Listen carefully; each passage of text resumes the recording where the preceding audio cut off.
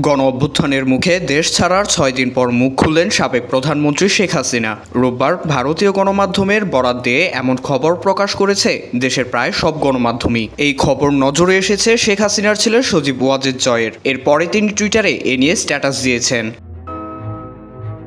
পদত্যাগের বিষয়ে শেখ হাসিনাকে নিয়ে প্রকাশিত বিবৃতিটি মিথ্যে ও বানোয়াট বলে দাবি করেছেন জয়। রোববার রাত ১২টার দিকে সজীব ওয়াজেদ জয় নিজের ভেরিফাইড এক্স অ্যাকাউন্ট থেকে এক বার্তায় এই দাবি করেন। তার দাবি, ঢাকা ছাড়ার আগে ও ঢাকা ছাড়ার পর এই পর্যন্ত সাবেক প্রধানমন্ত্রী শেখ হাসিনা কোনো বিবৃতি দেননি। সংবাদ মাধ্যমে যা প্রকাশিত হয়েছে তা ভুয়া। মায়ের সঙ্গে কথা বলে তিনি বিষয়টি নিশ্চিত হয়ে এক্সে স্ট্যাটাস দিয়েছেন। জয় লিখেছেন, তার মায়ের পদত্যাগের বিষয়ে একটি বিবৃতি এক সংবাদপত্রে প্রকাশ করা হয়েছে যা পুরোপুরি মিথ্যে ও বানোয়াট। এর আগে ভারতীয় গণমাধ্যম ইকোনমিক্স টাইমসে শেখ হাসিনার বক্তব্য দিয়ে একটি সংবাদ প্রকাশ করে। এতে বলা হয়, শেখ হাসিনাকে ক্ষমতা থেকে নামানোর পেছনে যুক্তরাষ্ট্র দায়ী। বিশেষ করে বঙ্গোপসাগর এবং সেন্ট মার্টিনকে কেন্দ্র করে যুক্তরাষ্ট্রের আবদার না মানায় এই পরিণতি হয়েছে শেখ হাসিনার।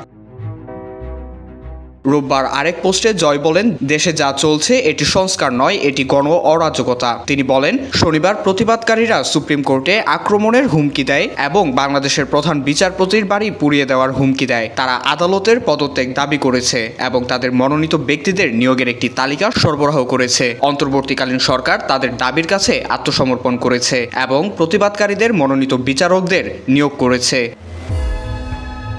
ছাত্র জনতার গণ অভ্যুত্থানে গত ৫ আগস্ট শেখ হাসিনার প্রধানমন্ত্রীর পদ থেকে পদত্যাগ করে ভারত চলে যান। সর্বশেষ খবর অনুযায়ী তিনি ভারতেই অবস্থান করছেন এবং দীর্ঘ সময় তার সেখানেই থাকার সম্ভাবনা রয়েছে। IBTV USA, new York.